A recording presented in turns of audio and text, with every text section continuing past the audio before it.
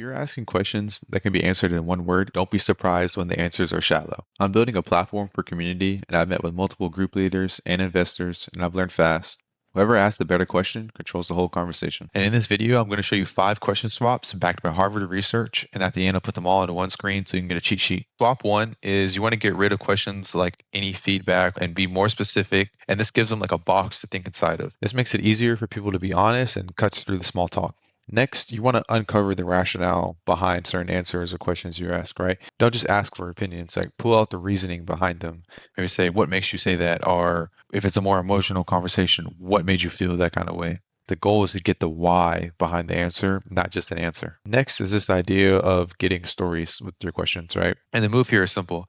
Trying to ask for a real moment, something recent, or something that the person actually lived through and experienced. Questions like, what's a recent time you dealt with this? Or when was the last time a problem showed up for you? People love talking about their own experiences. And the conversation becomes way more memorable, right? Because we remember stories way more than facts. And you're also more likely to get better data and more insights and something that you wouldn't have seen before. Next is what I'm calling the yin and yang type question. And this is essentially when you force a trade-off or ask for a pro and a con, a good and a bad. Because when you ask for both, people naturally start explaining what matters to them. They get into what they value, what they can't stand, and you dive deeper into that and you start to ask why.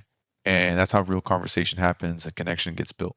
So I'll give you a real example of what I mean. Yesterday, I asked a friend, what are the pros and cons of your job? And instantly he started talking about the money he's making, but he's scared about some of the dangers he's having to do in the job. And he's scared because of his family. And that one conversation took us into something deep in a few seconds. Next is the blind spot question. And this is something where you're going to ask, like, what are we missing? Or what do we feel is unclear?